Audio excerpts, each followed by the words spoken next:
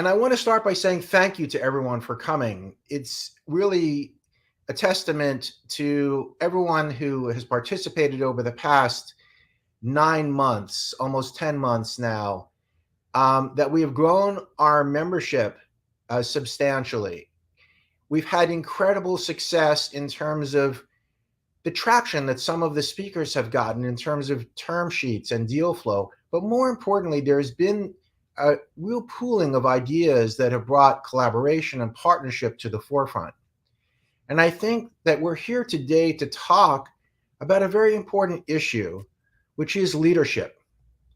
And leadership is something that actually has a skill set and a toolkit that can be brought to CEO, founder, entrepreneurs to improve the value of the relationships and improve the value of the companies that these great leaders are running. In this day and age, when things are moving so fast and that there is new technology such as AI, machine learning, and deep learning, there are both headwinds and tailwinds within this environment that CEO, entrepreneur founders have to navigate. Being able to put that into perspective in a tight macroeconomic environment takes real courage. And we're here today with somebody who is a thought leader and a visionary, who understands all of these different forces and can see in a 360 perspective how to empower CEO, entrepreneur, founders, how to give them the certain skill sets, mindset, vocabulary, understanding about how they can bring enrollment and team building into their company to impress colleagues and investors that they are the go-to organization to solve problems. So I think today, first and foremost, I want to thank everyone for signing in. I want to be able to pass the microphone over to Luke so that he can share with you his thoughts. And I want to encourage everyone to please log on with your location. If you have a question, feel free to engage and feel free to put your email in so that if you have a question that we can't answer, we're more than happy to circle back and send that back to you. So without further ado, I'm going to transfer this over to Luke, let him introduce himself, and he can describe what he sees as an important step in helping build your company and techniques that you can use to thrive in an era of AI and constant change. Luke, welcome. It's an absolute pleasure to be here with you. Thanks, Martin. Great to be with you. Great to be with everyone. Yes, I teach a class at NYU and on innovation, have done so for quite some time. And it's not, my opinion is every school in America pretty much can teach some sort of entrepreneurship or some sort of innovation. But I'm focused on a particular form of entrepreneurship and innovation, which I think is quite difficult to teach. So, I'm not saying I have all the answers, but we're trying to work it out. And that is, teaching disruptive innovation and sort of, what's often called innovative entrepreneurship. There was this famous professor, Will Bommel, at NYU, and he defined entrepreneurship as you can have replicative entrepreneurs. These are people that if you want to open a shoe store, there's plenty of courses that can tell you how to open a shoe store. Everyone's done it before. There's well-established models for that. So go and learn that. But in developed economies like the US, the growth is not going to come from replicative entrepreneurship. It's going to come from innovative entrepreneurship. So these are entrepreneurs that are striving to create completely new to the world products, services, and business models. Now, how do you do that? Do you just rely on, bolt of lightning from the sky and inspiration? Or can you actually codify that and teach the methods for achieving that? So that's what we're focused on. Now, what I have discovered is the skill set and the mindset required for disruptive leadership, innovative entrepreneurship, are the complete opposite skill set and mindset that is required for replicative entrepreneurship or incremental sort of thinking or sustaining innovation. They're the complete opposites, which I think is part of the problem. This is why we're so bad at change, particularly disruptive change. We're bad at creating disruptive change, and we're also bad at reacting or dealing with disruptive change. And one of the reasons for it, as I said in my little promo video, is that these sort of skills, they're not intuitive. It's counterintuitive to search for, other ways of doing something when what you're doing is working perfectly fine. It's counterintuitive to, address long-term solutions when you're, under pressure to solve short-term problems. So it's all of these skills are actually counterintuitive. And that's why we need frameworks, methodologies to actually help us save ourselves from ourselves. The advice to trust your gut in these situations, and where we have investors and VCs judging disruptive ideas based on their gut feel of if it's going to work or not. It's a disaster. And this is why many of them have such an appalling track record. This is one of the reasons 15 A-list venture capitalists missed the idea for Airbnb. I mean, of course, it looks logical in hindsight, but we're great at hindsight, terrible at foresight. One of the reasons for this is we're always trusting our gut. But of course, our gut is just a stockpile. It's a pattern of experiences, from history. And it's very, very difficult to actually sort of look forward and know how to back or invest in a disruptive idea when you're evaluating it through the framework of a current idea or an old idea or a model that you're familiar with. So these are all the things that, I'm hoping to talk about today. And this is what my work's about. It's such a great overview. I want to emphasize this change of mindset that you talk about, which is an important shift as I see it from the past 20 years, when CEOs who were thought of as disruptive really acted like a bull in the china shop. They did not build teams. They tried to trample their competitors. They were focused on a unilateral pathway. And to me, in the next 20 years, there's a complete new chapter that's being written. So yes, being able to create a business that has a structure to it, that is reproducible and something that you can replicate in some scaling fashion is important to know how to do. But the idea of real disruptive innovation, I think, also requires a mindset that has innovation at its core. And that innovation is not just about the product, but it's also about the business and the team members and encouraging them to all be innovators. So I would love to be able to explore what you see as important growth components in this new chapter for emerging entrepreneurs. Yeah, this is a big one, Martin. This is big. My first tip for everyone: if you're involved in any change of any sort, if you're managing innovation, if you're an entrepreneur, even if you're an investor investing in new ideas, you're not just developing products, you're developing mindsets. It's absolutely critical. Now, it sounds trivial. You think, oh yeah, mindsets. I hear about this all the time. But you've got to understand that your organization, whether it's a startup or whether you're leading a Fortune 50 company, your organization is continuously being created and recreated through the social interaction with ideas. And those ideas that you're having a discussion, dialogue around, they're open to many possible interpretations. So as a manager or leader, you can use those ideas to challenge mindsets, reinforce mindsets, or completely create new mindsets. So assumptions of, what will or won't be changed, or what can or can't be changed, or what should we or shouldn't we change. All of those assumptions are wrapped up in your mindset and the mindset of your employees. So the most important product of innovation is the mindset of the innovator. So you're not developing products, you're developing mindsets.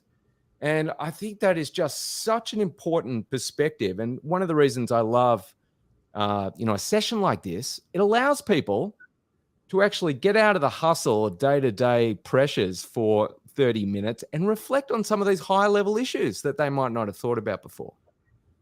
So absolutely on point. And I will just give you a real-time of the moment data set. So I was fortunate enough to be a keynote moderator in a number of important conferences in Boston over the past 10 days. The panelists were mostly very senior people at Fortune 50 or Fortune 100 companies. Uniformly, their message was, we are open for business. We want to bring in the innovation and the hyper growth that's embedded in these early stage companies in healthcare. But we're failing. And the reason we're failing is because the CEO entrepreneurs are not connecting to what our needs are, to be able to adopt a pattern that fits into what we're looking for, so that we can, that they're not able to adapt to our particular business framework. And so when you talk about mindset, the mindset is both this internal rollout and buildup of great team spirit, the innovators within the company. And it's also, in my opinion, from hearing what these large industry leaders have to say, a mindset of cooperation, of partnership and collaboration that understands, while they have amazing technology, that has to fit in to a system in large industry. And that integration requires a real understanding, almost an empathy, if you will, about how their particular technology can be used in collaboration. I'd love for you to be able to comment on that practical integration of early stage technologies into large companies. Yeah, technology. Well, let me start by saying a lot of people believe that innovation is about technology, and particularly disruptive innovation. And you can argue well, disruptive innovation was kind of defined this way initially. Clayton Christensen at Harvard defined the term disruptive technology, and really it was a study of, computer hard drives at the time. So it's got this technological connotation. And I always have to laugh, whenever we have someone at NYU and they say they're disrupting like education, of course you say, well, why is that? Well, I work at an ed tech accelerator. Or I'm disrupting insurance because I work at an insure tech incubator. We feel like we have to put tech on the end of everything. So, early stage technologies are fantastic. They're brilliant. But the real challenge is, are you using those early stage technologies to rethink the fundamental ideas that your business, category, segment, industry is built on?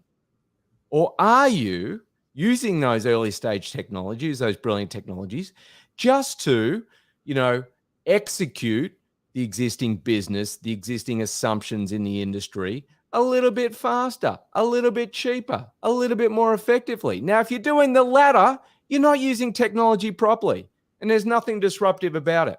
The technology might be disruptive, but the way you're using it is not extracting maximum value from what's available.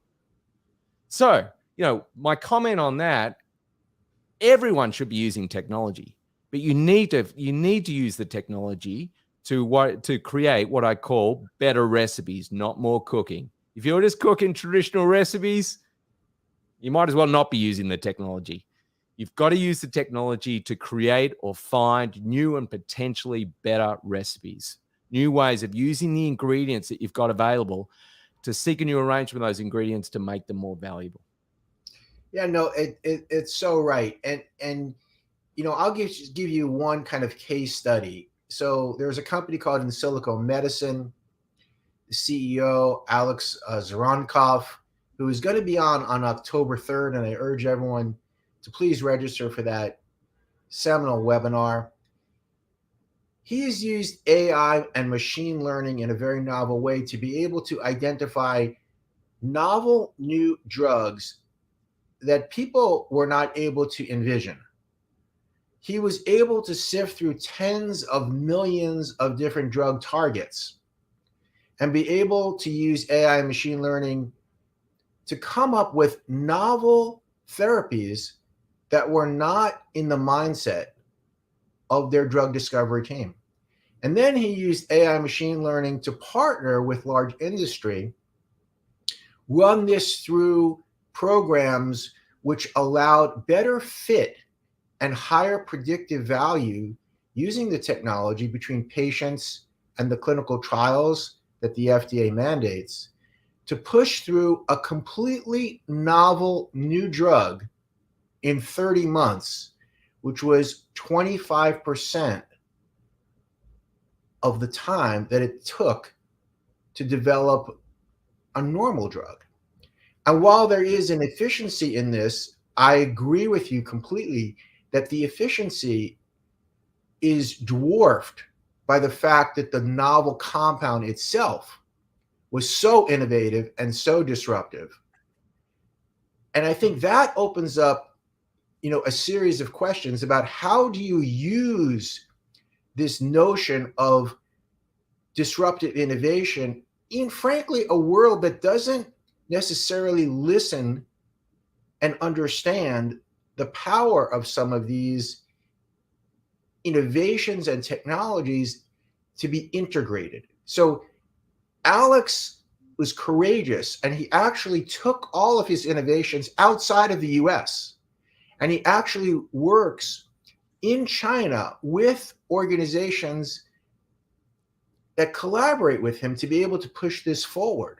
So I think one of the things I'd love for you to comment on is, what does it take to enroll people? What does it take to be able to change the mindset of the listener that your new technology and your teams, and Alex has built amazing teams, can do something amazing for you as a partner in the process?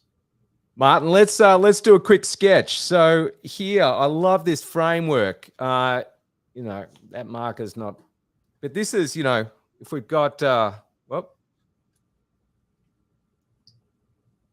I just lost that. I just lost that camera. So we won't be doing that. Never mind. Oh, what's going on here?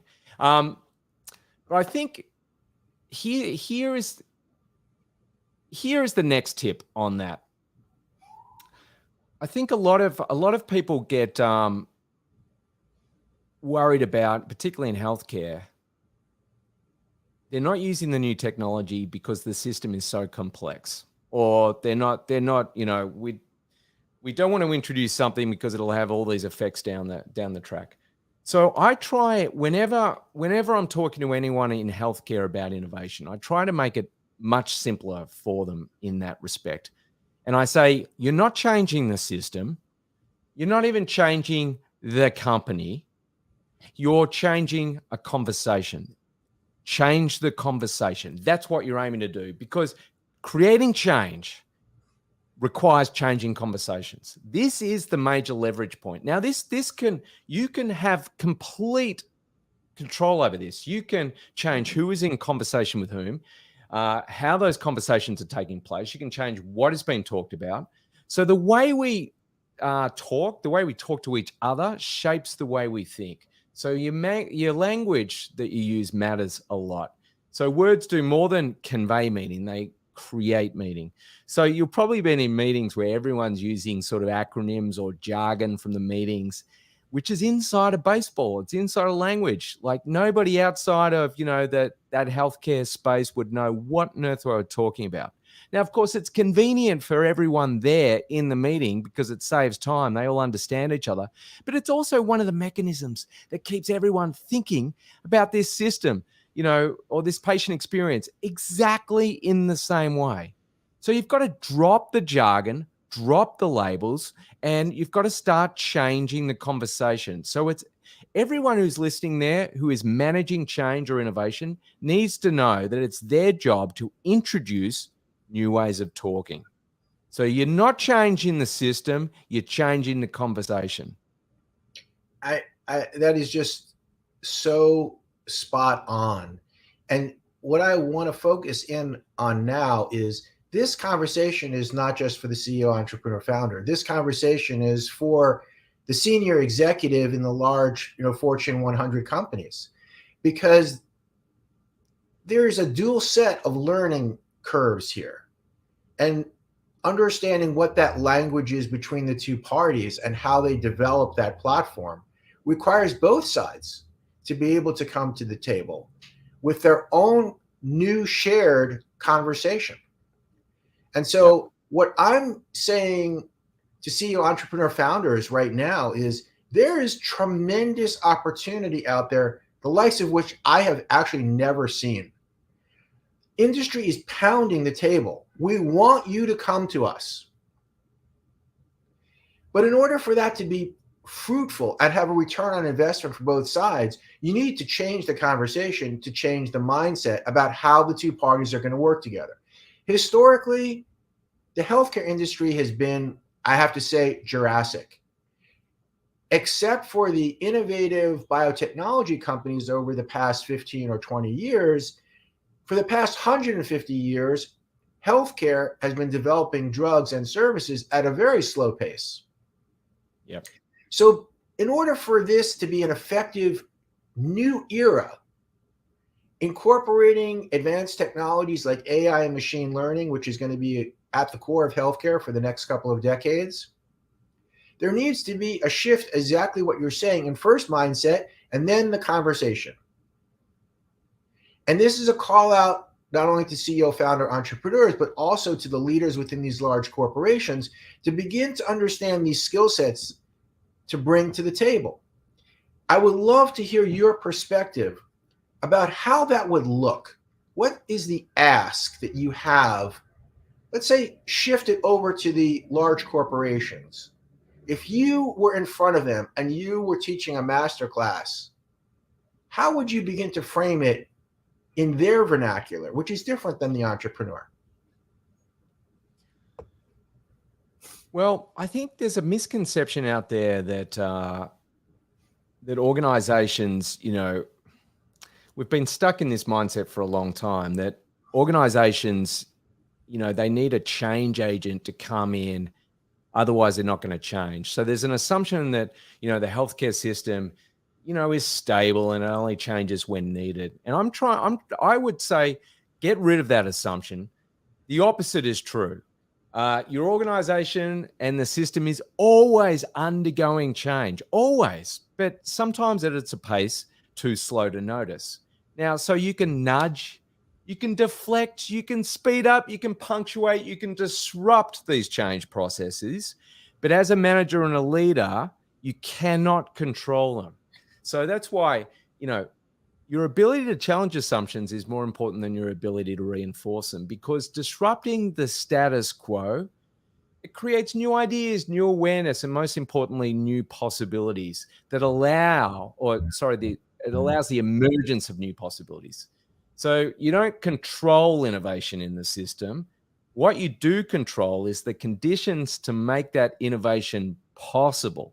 So focus on the conditions. What conditions do you control where you can actually, start introducing more disruptive ideas that actually speed up these change processes or change the direction of these change processes? This is why, for the entrepreneurs listening, you might have a ton of meetings with different investors. Maybe they're not investing. Maybe nothing comes from that meeting. Does that mean it was a waste of time? No. Because what you're doing with every conversation is you're introducing a new disruptive idea. That's going to have consequences because you're changing the discourse. That VC is going to talk to another VC about this idea, and all of a sudden, you've accelerated the change process. So it's very important just not to get frustrated with, a lack of change. Know that the system's always changing. Your focus is on how do you speed up or accelerate that change. And the way you do that is by constantly discussing new ideas, constantly exposing yourself and your team to new ideas, constantly having new conversations around these ideas. So it's not the device that matters. If you're developing a device, it's the discourse. You've got to innovate the discourse. That is exactly right. And I'll, again, just a real-time data point here. So at Endeavor, we host live and hybrid events constantly.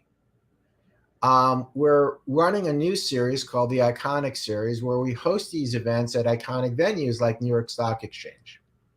These events are bringing together industry leaders, investors, and emerging company CEO, founder, entrepreneurs in a venue which is not speed dating. It's the antithesis of speed dating. It's about relationship building and open exchange of ideas without expectations. It's not a pitch for money. It's an exchange to promote alternative mindsets, open mindsets, where people can come together in a venue which is inspiring, like New York Stock Exchange, and be able to talk about wish lists or the ability to solve problems together. And that aligns investors, industry, and CEO entrepreneurs. If you're aligned in solving a problem and you're in an environment which promotes discourse, you're beginning to shape a conversation in these venues. We extend that out to workshops and to symposiums to solve problems on an ongoing basis. I'd love to hear how we can bring some of your techniques to these settings to be able to incorporate some of these things to build these skills on all sides of this table. Yeah, I mean there are so many techniques that people can actually use. I mean one of the simplest ones I get people started with is you've got to surface what I call the cliches, these assumptions that they're seemingly natural things that everyone just, it's always been that way. So, it's never going to change. We don't even think of these things. You've got to get these things out in the open. You've got to surface them. And then you can start to challenge them. And the way you start to challenge them is you start to twist them around like a Rubik's Cube. You run things in the opposite direction. You deny things that are absolutely, you believe, are essential to success for the patient experience or some part of, the vendor network. You deny those things. It doesn't mean they won't be included in the solution at the end, but you've got to get rid of those things at the start to free yourselves up to think about how else you can create value.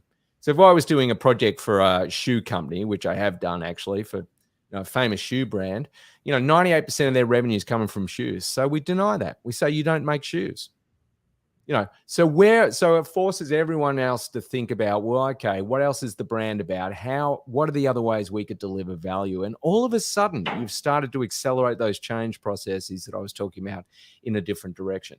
If you're in a meeting and everyone's saying we got to fix the system, well, you've got to know that, if they're saying, well, or somebody's saying, well, why fix something when it's not broken? This is working just fine. Remember to yourself that those words are smuggling in a bunch of assumptions about maintaining a machine and operating in a mechanical universe where stability is favored, chaos is feared, change is forced. So it's up to you to change that metaphor. Change it from a machine metaphor to, a system metaphor or a natural metaphor. So these are all the techniques that people can use quite easily to start having completely different discourse with the people they're engaged with. No, I completely agree. And I'll use an analogy. I was a music student when I was young. And in order for me to first to connect with the technique that I had learned over the many years, but also to challenge the normative value of that technique, my instructor had me sit on the floor to play the piano instead of on a stool, had me stand, had me only use one hand. I think what you're talking about is the psychological power that we have innately that is not harvested because we get into these corridors of same old, same old. Changing mindsets and changing the vernacular and changing the conversation is akin to sitting on the floor in our sessions, we put people at ease in these sessions. We remove the notion that you're going to get money. You're not getting money. You're coming here to meet another human being. You're coming here to talk about patience. You're coming here to talk about the wow of your vision and impress that there is a new platform without parameters around it. We take away the bench, sit on the floor, play your song. Let's hear what that music sounds like. And so I think it's very much in keeping with, if we structure the environment or we structure the conversation in a new framework, people are fantastic creators and they can come up with novel new approaches to working together. Love to hear your thoughts about that methodology as a practical skill set, changing and shaping the environment to change the narrative. Yeah, absolutely. That's great. I mean, there's all of those techniques, and the ones I talked about are ways of introducing deliberate discontinuity. So discontinuity means most systems like healthcare are driven by continuity, meaning everyone in the system is employed to keep that existing system running. Incremental improvements to the current product, service, or business model, etc. And we grow through continuity. But every manager and leader needs to know it's not just their job to reinforce continuity. It is also their job to introduce deliberate discontinuity. So that means introducing, a new way of talking, like we discussed, new ideas that would not naturally arise out of the existing system.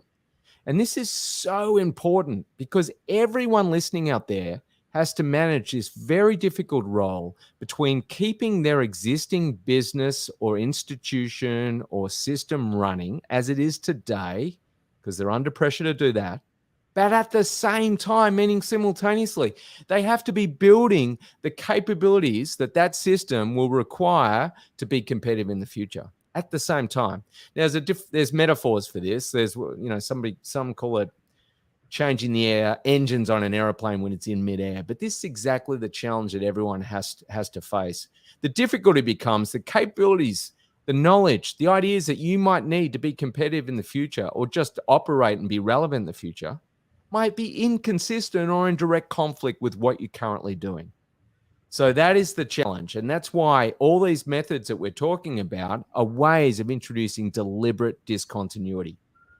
And often people think, well, that's going to create chaos and instability, but it's the opposite. If you're in a system that only has one reinforcing feedback loop, which is, you're continually getting better at just doing what you're doing, that's unstable. In system dynamics, a system needs a balancing loop. So in innovation and when we're talking about capabilities for the future, that balancing loop is introducing disruption. It's introducing discontinuity because it makes the system stronger, it makes it robust, it prepares it for future shocks. I completely agree. And I'll just close with a couple of thoughts here. So first, in keeping with this, I want to just pull out for a second because industry is radically changing. They have decided to be able to move the needle. They need to change their brand, their image, their message. What does that mean concretely? It means that pharmaceutical companies that have been manufacturing pills for an extended number of decades, like Sanofi, have decided that they're going to become digital health companies. They have now triggered a new wave of thinking about their brand. Sanofi is not a pill manufacturer. Sanofi is a digital platform. They have now put $1.2 billion into play and invested in over 55 companies over the past 2 years. Most CEOs in the United States do not know about this accelerator or this program because it's French-based, but it's the tip of the spear. And corporate change is looking for emerging company partners. What I would say concretely in terms of skill sets that we would urge our CEO, entrepreneur founders to bring to the table is first, challenge the norm that you have in looking at industry. Challenge the way that you approach them with your hand out, asking for financing. challenge the approach that says if you share your personal vision and mission, they will come with their own take on how they can use your technology and your team and your company within their own framework to be able to have accretive change and make an investment decision. It's almost like the Groucho Marx slogan, I don't want to be a member of any club that wants me as a member. This is about psychology and mindset. This is about changing the discourse. And the challenge and the skill set now for CEO entrepreneurs, in my mind, is to be able to shape the environment and shape the conversation exactly as you said, Luke. For me, it's being able to come into a meeting listening instead of pitching. For me, it's about hearing what the counterparty has to say their pain points are and being able to come up with a solution collectively to that problem requires courage and transparency. So I would urge CEOs and entrepreneurs and founders to put the notion of clandestine or stealth behavior to the side. Have the courage to be transparent about what your vision is, not just your product. Have the courage to be able to adapt and change and pivot as needed to bring your teams and your entire business to the forefront of what these industry leaders are asking. Those are the skill sets that I think need to be built out. Money is fungible. People are not. Ideas are valuable. Disruption comes from bringing ideas into a collaboration and into a team that can affect change. So I urge all CEO entrepreneurs to find a new voice in addition to the one that they've grown with. And that new voice or new conversation or new vocabulary that Luke has been talking about is something that can be learned and muscle memory developed. I want to thank everyone, especially you, Luke, for taking part in this amazing first conversation that I hope is going to be part of a series at Endeavor and that is going to be a showcase within our iconic series. I would love for people to contact us. My email is endeavor@gershoncapital.com. Please feel free to tell Luke and myself and the team at Endeavor what your feelings are about this conversation. And we will begin to mold future dialogues with Luke and others. Luke, I just want to pass it over to you in the final closing minutes, your final thoughts or comments to the people that are listening. Yeah, you said a couple of great things there, Martin. I think I wrote a post recently called "Stop Selling Me Your Vision." You know, the world is split up into technical challenges, which are pretty easily solved, and adaptive challenges. That's one of the ways of putting it. And adaptive challenges, one person can't figure it out. You need everyone's input. So stop selling me your vision, I think, is critical.